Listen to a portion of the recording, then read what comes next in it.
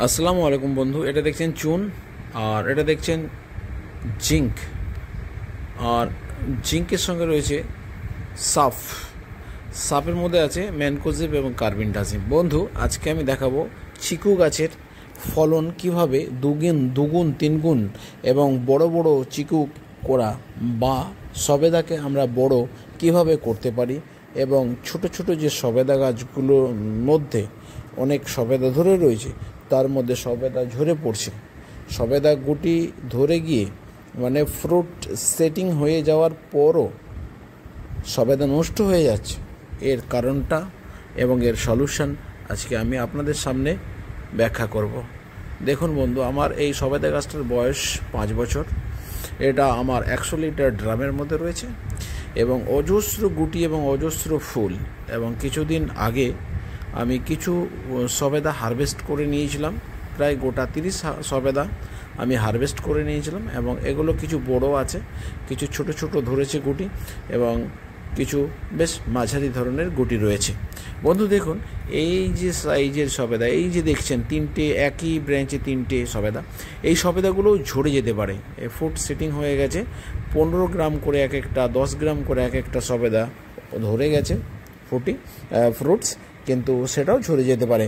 এর ঝরে যাওয়ার কারণ হচ্ছে ফাঙ্গাস ইনফেকশান। এই ফাঙ্গাস ইনফেকশান দূর করার জন্য আমি রাত্রেবেলা ভিডিওটা করছি, কষ্ট করে একটু দেখে নেবেন বন্ধু।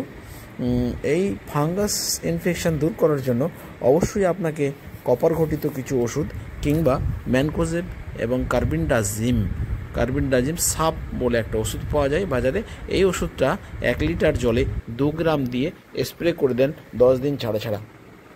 যতদিন না ফলগুলো 50 গ্রাম সাইজের হচ্ছে, আপনারা 10 থেকে 15 দিন অন্তর আপনারা এই 1 গ্রাম 2 গ্রাম ম্যানকোজেব কার্বিনডাজিম মানে সাপ পাউডার কিংবা ব্লু কপার নিতে পারেন, ব্লু কপারও নিতে পারেন বা সাপ পাউডারও নিতে পারেন।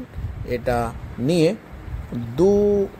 2 গ্রাম নিয়ে 1 লিটার জলের সাথে ভালো করে ঝাঁকিয়ে মিশ্রিত করে 15 দিন অন্তর আপনি স্প্রে করে দিন। দেখতে পাচ্ছেন, এটা আমার 100 লিটার ড্রামের মধ্যে, হাফ ড্রামের মধ্যে একটা সবেদা গাছ, বয়স হচ্ছে 5 বছর।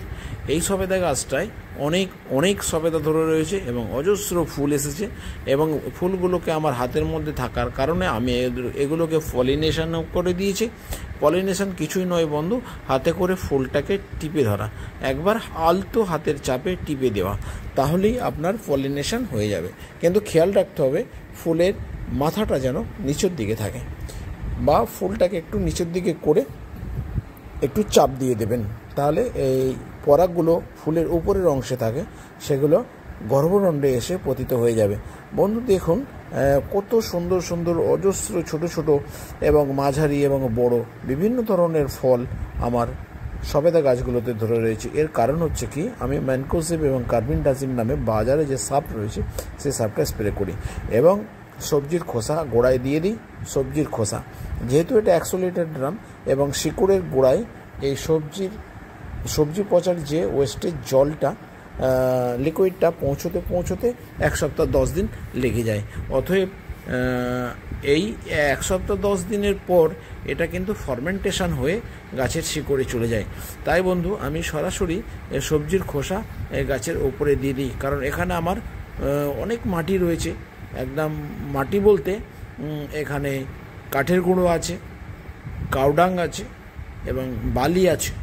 সবেদা গাছে খেয়াল রাখতে হবে যেন জল জমে না যায়, সবেদা গাছে জল জমে না যায়, কোনো গাছেই জল জমা উচিত নয়, জল না জমে যায় সেটা খেয়াল করতে হবে। এবং এই যে ঝোপালো অংশগুলো রয়েছে, এখানে কিন্তু ফাঙ্গাস ইনফেকশনের সম্ভাবনা থাকে।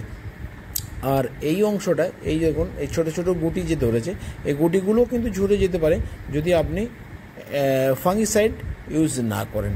তাই বন্ধু, অবশ্যই ফাঙ্গিসাইড ইউজ করবেন। আর ফলকে বড় করার জন্য কোনো রকম মেডিসিন লাগবে না, আপনি চুন আর জিঙ্ক আর পটাশ 0050, জিঙ্ক 14% থেকে 24% বাজারে কিনতে পাওয়া যায়। এটাও আপনি 1 গ্রাম নেবেন, 1 লিটার জলে মিশ্রিত করে গাছের গোড়ায় দিয়ে দেবেন। 5 লিটার জল দিলে 5 গ্রাম দেবেন। ঠিক আছে বন্ধু, সেই অনুপাতে চলবে। আর 0050 যেটা হচ্ছে sulphate and potash, sulphur of potash বা সালফেট অফ পটাশ।